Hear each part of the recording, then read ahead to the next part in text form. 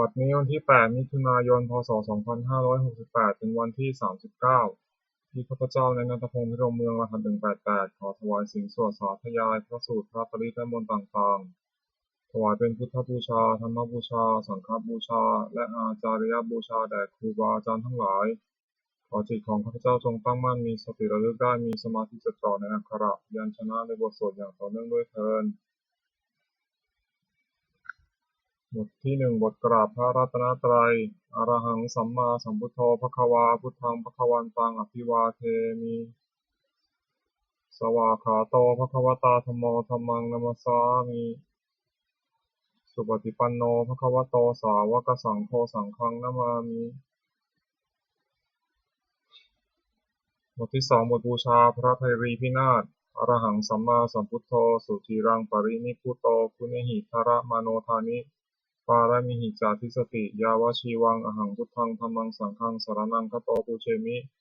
รัตนัตยังธัมมังจรามิโสตินา บทที่ 3 บทสวดชุมนุมเทวดา สมันตาจักกาวาเรสุวัตราคัจฉันตุเทวตา สัทธัมมังมุนิราชสาสุนันตุสักขะโมคคัตตัง สัคเคกาเมจารุเปคิริสิกขารัตเตจันตาลิเขวิมาเนทิเปรเทจักขเมตารุวนาคหาเนเคหวัตถุมิเขเตภูมาจายันตุเทวาชาลถะลวิสเมยขะคันทพะนาคาติทันตาสันติเกยามุนิวะระวะจนังสาทโวเมสุนันตุธรรมสวนากาโลอยัมปทันตาธรรมสวนา กาโลอยัมปทันตาธรรมสวนา กาโลอยัมปทันตาบทที่ 4 บทสวดปุพพะภาคะนามการนะโมตัสสะภะคะวะโตอะระหะโตสัมมาสัมพุทธัสสะนะโมตัสสะภะคะวะโตอะระหะโตสัมมาสัมพุทธัสสะนะโมตัสสะภะคะวะโตอะระหะโตสัมมาสัมพุทธัสสะบทที่ 5 บทสวดไตรสรณคมนปาฐะพุทธังสรณังคัจฉามิธัมมังสรณังคัจฉามิสังฆังสรณังคัจฉามิทุติยัมปิพุทธังสรณังคัจฉามิทุติยัมปิธัมมังสรณังคัจฉามิทุติยัมปิสังฆังสรณังคัจฉามิตติยัมปิพุทธังสรณังคัจฉามิตติยัมปิธัมมังสรณังคัจฉามิตติยัมปิสังฆังสรณังคัจฉามิบทที่ 6 บทสวดสัจจะกิริยาคาถานัตถิเมสรณังอัญญังพุทโธเมสรณังวรังเอเตนะสัจจวเชนะโสทิเมโหตุสัพพทานัตถิเมสรณังอัญญังธัมโมเมสรณังวรังเอเตนะสัจจวเชนะโสทิเมโหตุสัพพทานัตถิเมสรณังอัญญังสังโฆเมสรณังวรังเอเตนะสัจจวเชนะโสทิเมโหตุสัพพทาบทที่ 7 บทสวดติรัตนะปานามคาถาพุทธังนะเมรัตนะภูตสรีระจิตตังธัมมังนะเมรัตนะภูตวิสุทธิสารังสังฆังนะเมรัตนะภูตสุสีรทิฏฐิเอตังนะเมติรัตนังรัตนะตยาวหังสัมมาสัมโมสาริตะวัตถุวิเศษภูตังอัญโยญายุตตะ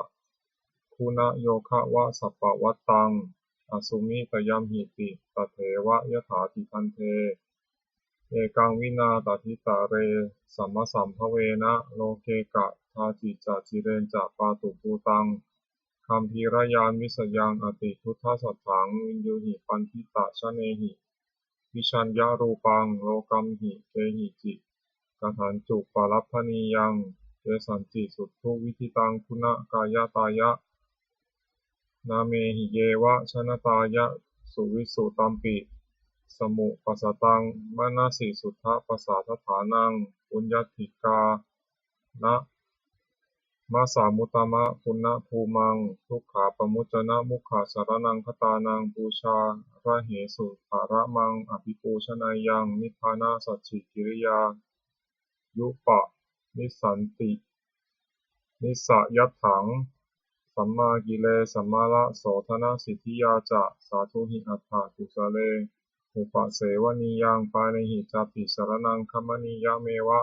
ตัสสมมาหิตังติรัตนังสรณังคตัมหะปฏินทิวังคานาเนสุนัมมัสสมานาปูเชมาจาปิสัสสตังสุปาสันนะจิตตาตัฏฐานุปาริจาริยาสทารตาจาปุญเยนะตัฏฐาสุกาเตนะสุขีภเวมุเตเชนะตัสสะจะสทาปิสุวัตติโหตุโยเจทะธัมมวินะยัมหิปนามภูโต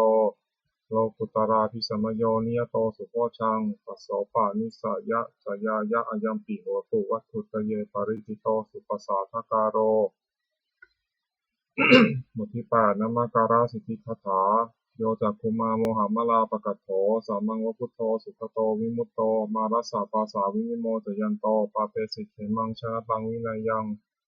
พุทธังวรันตังศิรสานามามิโลกัสสะตันถันจะวินายะกันจะปันเตชะสะเตชยสิทธิโหตุสัพพันตารายาจะวินาสมินตุธัมโมทัชโชโยวิยะตัสสะสัตถุทัสเสสิโลกัสสะวิสุทธิมัคคังนิยานิโกธัมมะทารัสสะทารีสาตาวะโหสันติกโรสุขินโนธัมมังวรันตังศิรสานามามิโมหะปะทาลังอุปสันตทาหังตันเตชะสะเตชยสิทธิโหตุสัพพันตารายาจะวินาสมินตุสัทธัมมะเสนาสุขตานุโคโยโลกัสสะปะภูปะกิเลสะเชตาสันโตสยังสันตินิโยชโกจะสวากขาตธัมมังวิทิตังกโรติสังฆังวรันตังศิรสานามามิพุทธานุพุทธังสัมมสีรทิฏฐิตันเตชะสะเตชยสิทธิโหตุสัพพันตารายาจะวินาสมินตุปฏิกาบทสวดนะโมอานกะนะโมการอัฏฐกคาถานะโมอะระหะโตสัมมาสัมพุทธัสสะมหิสิโนนะโมอุตตมะธัมมัสสะสวากขาตเสวะเตนิทะ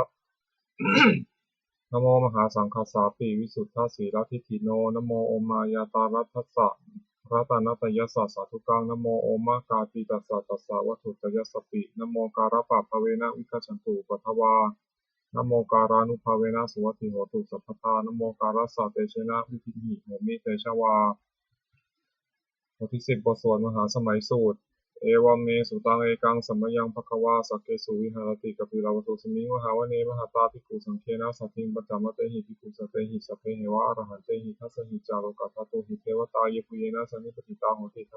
ภควันตังทัสสนายะภิกขุสังฆัจจะอัตถโกจตุนังสุทธาวาสกายิกานังเทวานังเอตัทโหเสยังโกภควาสังเกสุวิหารติกปิลาวตุสมิงมหาวเนมหาตาภิกขุสังเคนะสัตติงปัจจามะเตหิภิกขุสัตเตหิสัพเพเหวะอรหันเตหิทัสสหิจาโลกัสสะตุหิเทวตาเยปุเยนะสันนิปติตาโหติภควันตังทัสสนายะภิกขุสังฆัจจะยานุนามะยังปิเยนะภควาเตนุปัสสังกามายามะอุปัสสังกามิตวาภควโตสันติเตปเจกขัทธาภาษายามาติอัตถโคตาเทวตาสยถาปีนามาพระวาปุริโสสัมมัญชิตังวาพหังภาษารยาภาษาริตังวาพหังสมิชยะเอวะเมวะสุทธาวาเสสุเทเวสุอันตารหิตาภควโตปุระโตปาตุระหังสุอัตถโคตาเทวตาภควันตังอภิวาเทตวะเอกมันตังอัตถังสุเอกมันตังทิตาโขเอกาเทวตาภควโตสันติเกอิมังกะทังอภาสีมหาสมโยปวานัสมิเทวกายาสมาคตาคตัมหะอิมังธรรมสมยังสกิตาเยวะอปราชิตาสังฆติอัตถโคปราเทวตาภควโตสันติเกอิมังคทังอภาสีตตาภิกขโวสมาทังสุติตังอัตโนชุกรรมกังสุสารถิวานิตานิฆะเหตวาอินทริยานิรักขันติปันทิตาติอัตถโคปราเทวตาภควโตสันติเกอิมังคทังอภาสีเชตวาคีลังเชตวาบริคังอินทคีลังโอหัจจมเมชาเตจารันติสุขามิโมลาตักขุมตาสุทันตาสุสุนาคาติอัตถโคปราเทวตาภควโตสันติเกอิมังคทังอภาสีเยเกจิพุทธังสารนังคตาเสนเตขมิสันติอปายภูมิปหายามานุสังเกยังเทวกายังปริปุเรสันติติอัตถโคภควาภิกขุมันเตสีเยปุเยนะภิกขเวทัสสะสุโลกาธาตุสุเทวตาสันนิปติตาหุนติตถาคตังทัศนายาภิกขุสังฆจาเยปิเตภิกขเวอเหสุปฏิตัมมัทนาอรหันโตสัมมาสัมพุทธาเตสัมปีภควันตานาเอตปรมาเยวะเทวตาสันนิปติตาเหสุงสยถาปิไมหังเอตาระหิเยปิเตภิกขเวภวิสันติอนาคตามัทนาอรหันโตสัมมาสัมพุทธาเตสัมปีภควันตานาเอตปรมาเยวะเทวตาสันนิปติตาภวิสันติสยถาปิไมหังเอตาระหิอจิกิสามิภิกขเวเทวกายนังนามานิกิตายิสามิภิกขเวเทวกายนังนามานิเทศิสามิภิกขเวเทวกายนังนามานิตังสุนาถาสัตุกัมมนาสิกโรธาภาสิสามิติเอวมะเตติโกเตติภูภควโตปัจจสสงภควายตัทโวจะ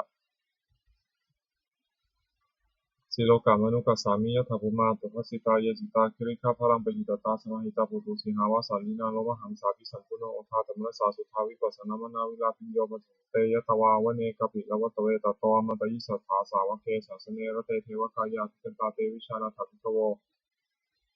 เตจาอัตตปะมะครุสุตวาพุทธศาสสนังเตสัมปะตุระหุยานังอมนุสสานังหัสนังอเปเกสตามัทธคุงสหัสสานัทธาสตริงสตังเอเกสหัสสานังอมนุสสานัมัทธสงอเปเกนันตามัทธคุงทิสาสภาพุตตาหงตันจะสัพพังวิญญายะวะวะคิตวานะจักขุมาตโตอมตยิสัทธาสาวเกสาสเนรเตเทวกายาภิกันตาเตวิชานันทัตโทเยหังคิตายิสามิคิระหิอนุปุปโส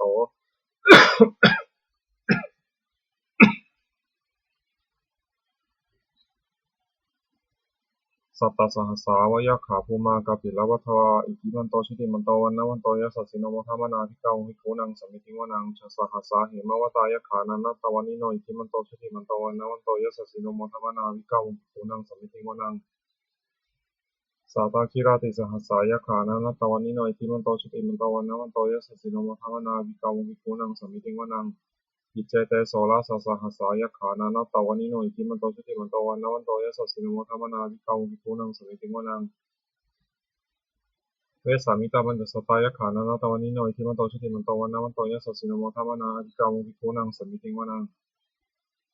ภูมิโรราชาคังฮิโกเวปุรสานิเวชนาวิญโยนังสตาสหัสสังยะขานังปยิรูปาสติภูมิโรราชาคังฮิโกโสปคาสมิติงวานังปุริมันจาติสังราชาทัตตารัตโถภาษาสติคันทัพนาธิปติมหาราชายะสัสสิโสพุตตาปิตัสสะพะโวอินทมานามหาพลายกิมันโตชุติมันโตวันนะวันโตยะสัสสิโนโมทัมมานาอธิกามุภิโคนังสมิติงวานังทักขินันจัตถิสังราชาวิรุณโหตปัสสาสติกุมพันธานังอธิปติมหาราชายะสัสสิโสปุตตาปิตัสสะภะโวอินทมานามหาพลายคินุนโตชุติมันโตวันนะวันโตยะสัสสิโนโมทัมมานาภิกขามุภิกขุนังสมิติงวนังปัจฉิมันจัตถิสังราชาวิรูปักโขปัสสาสตินาคานังอธิปติมหาราชายะสัสสิโสปุตตาปิตัสสะภะโวอินทมานามหาพลายคินุนโตชุติมันโตวันนะวันโตยะสัสสิโนโมทัมมานาภิกขามุภิกขุนังสมิติงวนังอุตารัญจติสังราชาคุเวโรตปาสาสเดยขานังอธิปติมหาราชายสัสสิโสปุตตาปิตัสสะภะโวอินทมานามหาพลายคิมันโตชุติมันโตวันนะวันโตยสัสสิโนมุทวนาภิกขามุภิกขุนังสมิติงวนังปุริมาทิสังทัตตารัตโถทักขิเนนะอุรุณหโกปัจฉิเมนะอุรุปโขคุเวโรอุตรังทิสังจตารโรเตมหาราชาสมันตาจตุโรทิสาทัตถลมนาตังสุวเนกัปปิตวัตเวเตสังมายาวิโนทัสสะภูวันจานิกาสถามายากุเตนทุเวเตนทุวิภูจาวิภูโตสหจันทโนกัมมะเสโถจักขินุคันุนิคันทุจา ปานาโทปะมัญโยจาเทวสุโตจะมาตริจิตาเสโนจะกันตะโพนโรราชาชโนสโพอาคูปัญจสิโกเจวะติมพโรสุริยวัชสายเตจเนจราชโนคันตถาสหราชุพิโมทมานาธิกังวิคุนังสัมมิติงวนาถาคุณภาสานาคาเวสาลาสหตัชกาคัมภาลสตาราคูปยาคาสหายาติปิยามุนาทตารัฐาจาคุณคายสัสสิโนเอราวันโนมหานโกโสภคาสัมมิติงวนังเยนาคาราเชสหสาหารันติทิพาทิชาปกีวิสุทธจักขุเวหายสัตเตวนามัชฌปตาจิตราสุปนาอิติเตสานามังอภายันตถานาคาราชานามาสีสุปนโตเขมมะกาสิพุทโธสันหิวาจาหิวปวะหายันตานาคาสุปนาสารนามกังสุพุทธังจิตาวชิระหัตเถนะสมุทังอสุราสิตาทัตตารวาสาวเสเตอิทิมันโตยัสสิโนกาลคันธามหาภิสมาอสุราธนาเวคัสสาเวปัจจิติสุติติจาบหาราโทนมุติสหสุตันจัพพลิกุตานังสเพโรจนามกาสนหิตวาพลิงเสนังราหุพัทธามุปาขมุงสมโยธานิพัทันเตปิกุนังสมิติงวนังอาโปจะเทวาปฐวีจะเตชวโยตถาคมุงวารุณเทวาสมโมจะยสัสสหเมตตาการุณากายิกะอกุเทวายสัสสิโนทัสเสเตทัสสทากายสัพเพนันตวันนิโนอิทิมันโตชุติมันตวันนตยสัสสิโนมุทัมนาภิกขุวิปุนังสมิติงวนังเวนทูจะเทวาสหรีจะสัมมาจะทุเวยมาจันทสุปนิสาเทวาจันทามาคุปุรคิตาสุริยสุปนิสาเทวาสุริยมาคุปุรคิตานักขตานิปุรคิตวาคุมันทวะละหกาวะสุนังวาสาวเสโตสโกปะคาบุรินทโททัสเสเตทัสสทากายสัพเพนันตวันนิโนอิทิมันโตชุติมันตวันนตยสัสสิโนมุทัมนาภิกขุวิปุนังสมิติงวนังอัฏฐาภูสหภูเทวาชาลามขิจิการิวะอริทกาจโรจจาอุมาบุพนิพาสิโนวารุณาสหธรรมาจาอจุตาจาอเนชกาสุรายาลุจิราคุวะสาวเนสิโนทัสเสเตทัสสทากายสัพเพนันตวันนิโนอิทิมันโตชุติมันตวันนตยสัสสิโนมุทัมนาภิกขุวิปุนังสมิติงวนังสมานามหาสมานามานุสามานุสุตมากิทาปทุสิกาคุมมโนปทุสิกาถาคุหารโยเทวายเจโลหิตวาสิโนปาระคามหาปาระคาคุเทวายสัสสิโนทัสเสเตทัสสทากายสัพเพนันตวันนิโนอิทิมันโตชุติมันตวันนตยสัสสิโนมุทัมนาภิกขุวิปุนังสมิติงวนังสุกาการุมหารุณาคูเอคานาสาสหาวทาตะกายหาปาโมขาคูเทวาวิจักขณาสถามัตตาหารักชามิสกาจายสัสสินโนทายังอาคาปชุนโนโยทิสาภิวสติทัสเสเตทัสสทากายสัพเพนันตวันนิโนอิทิมันโตชุติมันตวันนวันโตยสัสสิโนโมทวนาภิกขุวิปุนังสมิติงวนังเขมิยาตุสิตายามากาทกาจายสัสสิโนสัมพิตกาลมัสเสถาโชตินามาจอาสวานิมานาราติโนอาคูถาคุปรานิมิตาทัสเสเตทัสสทากายสัพเพนันตวันนิโนอิทิมันโตชุติมันตวันนวันโตยสัสสิโนโมทวนาภิกขุวิปุนังสมิติงวนังสัทเถเตเทวนิกายาสัพเพนะตวันนิโนนามันวายนะขันสูง เยจันเยสัตติสาสหปวุธาจติมัคคีลังโอคาตินัมมนาสาวังทเขมุขตารังนาคังจันทังวะอสิตาติตังสุพรามาปรามโตจาปุตาอิทิมโตสหสันนังกุมารโรติโสจาโสปคาสัมพิติงวนังสหัสสะพระมโรกานังมหาพระมาพิติตาติอุปปโนชุติมันโตปิสมากายโยยสัสสิโสทัสเสทาอิสราคุปเจกะวาสวัตติโนเตสัญจามุสโตอาคาหาริโตปริวาริโตเตจัสสพเพพิกันเตสินเทเทเวสัพพมะเกมาราเสนาภิกามิปัสสะกานาสามัญทิยังเอตากานาถาพันธถาระเกนะมันทาวุตุโวสมันตาปริวาริตามโวมุจิตาโกจินังอิติตถามหาเสโนกันหาเสนังอเปสยิปานินาตละมหาจาสรังกตวานเพระวังยะถาวะอุสโกมิโกธนายันโตสวิชุโกตถาโสปจุทาวติสังคุโตอาศัยังวเสตันจัสสะพังพิญญายาววัคคิตวานาจักคุมาตโตมันตยิสัทธาสาวเกสาสเนรเตมาราเสนาภิกันตาเตวิชานาถาภิกโวเตจาตัปปะมะกรุงสุตวาพุทธศาสนังวิตาระเกหิปักกามุเนสังนมัมปิชยงสัพเพวิชิตาสังฆามาพยาติตายสัสสิโนมุทันติสหภูเตหิสาวกาเตชเนสิตาติ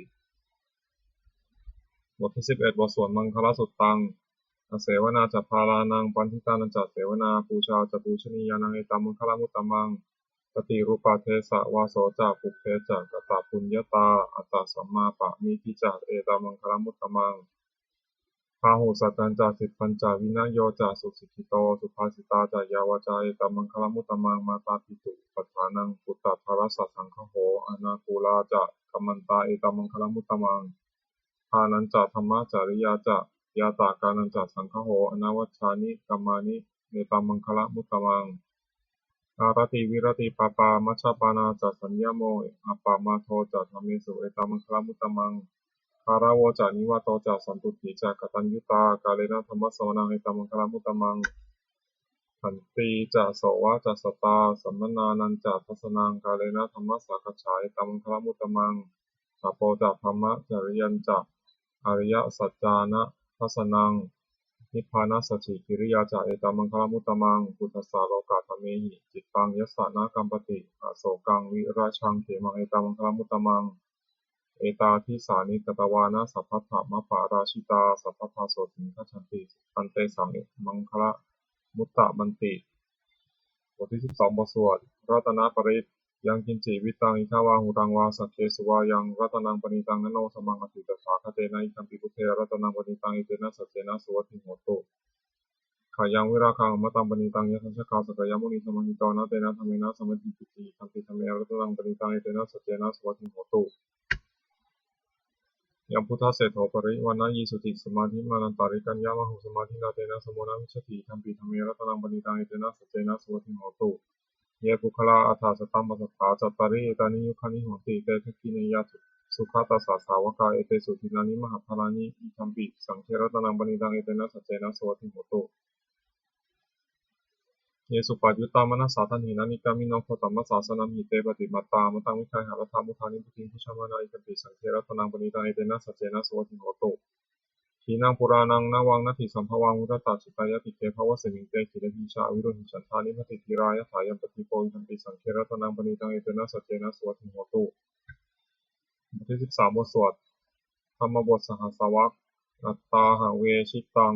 ไสยโยยาจายังอิตะราปชาอัตตะทันตัสสะโอสัสสะนิจังสัญญาตาจาริโนเมวะเทวนาคันธโกนามาโรสหพรหมุนาชิตังอปาชิตังกายิราตถารูปัสสะชันตุโนบทที่14บทสวด7ปุตตสูตรภาสิตามิทังเตนะภควตาชานตาปัสสตาอรหัตตาสัมมาสัมพุทเทนะเอถาตุมเหมาอนุสะเวนะมาปารามะปะรายะมาอิติกิรายะมาปฏิกาสัมปทาเนนะมาตากาเหตุมานยคะเหนะมาอาการัปปาริวิตาเกนะมาทิฏฐินิชฌานขันติยามาภัพพะรูปาตายะมาสมโนโนคารุยถาตุเมเหอัตตนาวะชานายถะอิเมธัมมาอกุศลาอิเมธัมมาสาวชาอิเมธัมมาวินยูคารหิตาอิเมธัมมาสัมมตาสมาธินาอาหิตายะทุกขายะสังวัตันติอัตถตุเมเหปชะหายาถะยะถาตุมเหอัตตานาวะชานายถะอิเมธัมมากุศลาอิเมธัมมาอนาวชาอิเมธัมมาวินยูปัสสัทธาอิเมธัมมาสัมมตาสมาธินาหิตายะสุขายะสังวัตันติอัตถตุเมเหอุปสัมปัชชะวิหารายาถาติ บทที่15บทสวดอุปเนยสูตรอุปนิยติชีวิตามะปะมายุงชรูปานิตัสสะนสันติตานาเอตังพยังมรณเนเปขามโนปุญญานิกายิราธะสุขาวหานิอุปนิยติชีวิตามะปะมายังชรูปานิตัสสะนสันติตานาเอตังพยังมรณเนเปขามโนโลกามิสังคาชะเหสันติเปโขโยทากายเนสังยโมวาจายะอุทะเจตสาตังตัสสะเปสัสสะสุขายะโหติยังชีวมโนปกาโรติปุญญังธัมโมหาเวรคติธรรมจาริงธัมโมสุจินโนสุขมาวหาติเอสานิสังโสธรรมเมสุจินเนนะทุกขติงคัจฉติธรรมจารีสัพเพสังขารานิจจติยถาปัญญายปัสสติอัฏฐานิมิทติทุกเขสัมโควิสุทธิยาสัพเพสังขาราทุกขาติยถาปัญญายปัสสติอัฏฐานิมิทติทุกเขสัมโควิสุทธิยาสัพเพธัมมาอนัตตติยถาปัญญายปัสสติอัฏฐานิมิทติทุกเขสัมโควิสุทธิยาบทที่15บทที่16บทสวดอปันนกาชาดกอปันนกัตถานะเมเกทุติยังอาหุตักขิกาเมตะอัญญายะเมทวีตังคันหายาปนกังพหุงเวสารนังยันติปัปพตานิวนานิจะอารามะ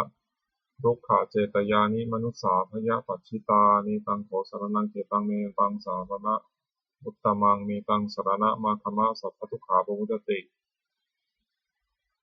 โยจะพุทธันจะธรรมันจะสังฆันจะสารนังคโตจัตตาริอริยสัจจานิสัมมาปัญญายปัสสติทุกขังทุกขสมุปาทังทุกขสัจจะอติกมัง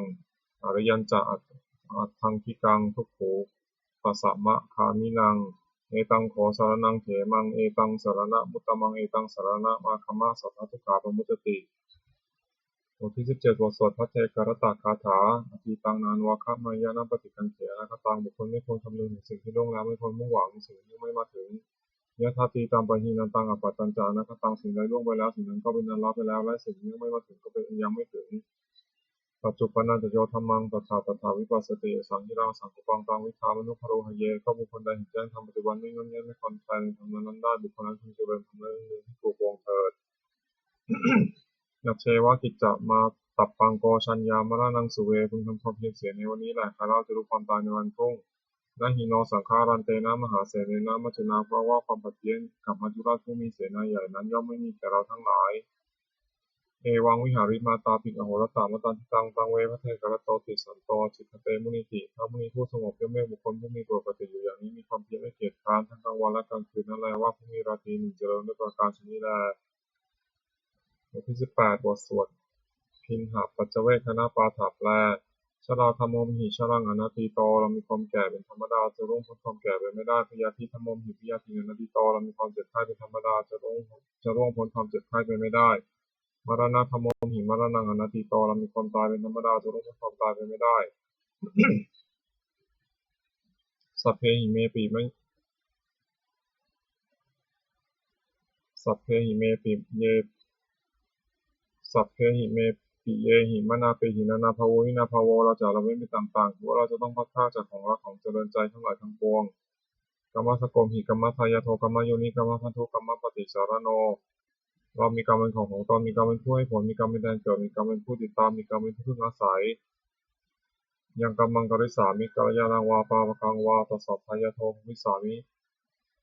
เราทำกรรมอันใดไว้เป็นบุญหรือเป็นบาปเราจะเป็นพยาธิคือว่าเราจะต้องได้รับผลของกรรมนั้นสืบไปเอวังอัมหิหิอภิหังปัจเจเวกิตับพังเราทั้งหลายควรพิจารณาอย่างนี้ทุกวันเถิดบทที่19บทสวดเทวตาวิโยชนะคาถาทุกขปตาชนิทุกขาพยาปตาชนิพยาโสกปตาชนิโสกาหตุสัพเพปินานิโนเอตาวตาจามหิสัมปตังปุญญาสัพพทังสัพเพเทวานุโมทตุสัพพะสัมปติสิทธิยาทานังทัทันตุสัพพายาสีรังวัฒนตุสัพพทาภาวนาพิรตาหตุขันตุเทวตาคตาสัพพิพุทธาพระปัจจาปัจเจกานันตยังพลังอรหันตานันจเตชินารักขามัทามิสัพพโสบทที่20บทสวดเทวตาปฏิภาณคาถานั้นธรรมยังปฏิภาณคาถาโยพนามเสยาเทวตาสันติวิหาราวาสินีตุเบคะเรพุทธิคะเรตหิงตาธรรมทาเนนะภวันตุปุชิตาโสถิงกรณเตทะวิหารามันทะเลเถราจัมมชานวกาจติโทสารามิกาธานปฏิอุปาสกาคามาจเทสานิคามาจอิสราสัปปานภูตาสุขิตาพรตุเตชราพุชาเยปิจอันทสัมภวาสังเสทชาตาอัทโวปปาติกานิยานิการธรรมวรังปฏิจเต สัพเพปิทุกขัสสะกโรนตุสังฆยังสาธุจิรังสตังธัมโมธัมมัสสราจะบุคคลาสังโฆโหตุสมัคโควะอัฏฐายะจันหิตายะจะอัมเหรัคขตุสัทธัมโมสัพเพปิธัมมาจาริโนวุฒิงสัปปาปุณายามะธัมเมอริยปปะเวทิเตบทที่21บทสวดสัพพะปฏิภาณคาถาแปลอันธรรมยังปฏิภาณคาถาโยพนามเสปุญญสิทธานิกตัสสะญาณัญญานิกตานิเมเตสัญจะภาคิโนโหตุสัตตายันตาปะมานกาเยปิยาคุณวันตาจะไมหังมาตาปิตาทโยทิฏฐาเมจาปะยะทิฏฐาวาอัญเยมัชชัตตะเวริโนสัตตาติทันติโลกัสมิงเตภูมาจตุโยนิกาปัจเจกจตุโวการาสังสรันตาภวาภเวยตังเยปฏิทานัมเมอตุโมทันตุเตสยังเยติมังนัปปะชานันติเทวาเตสังนิเวทยุงมยาทินนานาปุญญานังอนุโมทนาเหตุนาสัพเพสตาสัทธามุตุอเวราสุขาชีวิโนเขมปะทันจาปปนตุเตสาสันสิทธตังสุภาขอสัตว์ทั้งหลายไม่มีที่สุดไม่มีปรมาณจงเป็นผู้มีส่วนแห่งบุญที่ข้าพเจ้าได้ทำในบัดนี้และแห่งบุญทั้งหลายอื่นที่ข้าพเจ้าได้ทำแล้วคือส่วนเหล่าใดเป็นที่รักผู้มีคุณมีมารดาและบิดาของข้าพเจ้าเป็นต้นที่ข้าพเจ้าได้เห็นหรือไม่ได้เห็นและสัตว์ทั้งหลายอื่นที่เป็นกลางและมีเวรการตั้งอยู่ในโลกเกิดในภูมิสามเกิดในกำเนิดสี่มีขันธ์ห้าและขันธ์หนึ่งและขันธ์สี่ต้องเคยอยู่ในภพน้อยและภพใหญ่สัตว์เหล่าใดทราบการให้ส่วนบุญของข้าพเจ้าแล้วขอสัตว์เหล่านั้นจงอนุโมทนาทานเองเถิดเพราะสัตว์เหล่าใดย่อมไม่ทราบการให้ส่วนบุญของข้าพเจ้านี้ขอเทพทั้งหลายจงแจ้งแก่สัตว์เหล่านั้นเพราะเหตุคืออนุโมทนาบุญทั้งหลายที่ข้าพเจ้าให้แล้วขอสัตว์ทั้งปวงจงอย่ามีเวรอยู่เป็นสุขเสมอเถิดและจงถึงทางอันเกษมเถิดขอความหวังดีของสัตว์เหล่านั้นจงสำเร็จเถิดด้วยอนุภาพแห่งสัจจะอธิษฐานอนุภาพแห่งความเพียรและอานิสงส์แห่งการบูชาพระรัตนตรัยด้วยการสาธยายบทสวดมนต์พระสูตรพระปริตรและพระคาถาเหล่านี้ขอความสุขสวัสดีจงเกิดมีแก่ข้าพเจ้าปล่อยพ้นจากทุกภัยทั้งปวงขอข้าพเจ้าเจริญทางโลกและทางธรรมขอเทพเทวดาทั้งหลายโปรดอนุโมทนาในการสวดสาธยายมนต์และธรรมะเหล่านี้เมื่ออนุโมทนาและโปรดอำนวยพรให้แก่ข้าพเจ้าและวัตถุมงคลทั้งสี่คดีที่หน้าโดยมูลนิธิสมเด็จพระญาณสังวรวัดบวรนิเวศวิหารตลอดจนวัตถุมงคลทั้งหลายที่สร้างขึ้นทั้งที่ผ่านมาและที่จะจัดสร้างในอนาคตขอทรงเปลี่ยนด้วยอนุภาพแห่งพระปริตรและคำมงคลในพระคาถาต่างๆขอจงสำเร็จศักดิ์สิทธิ์ทุกประการเทอญสาธุ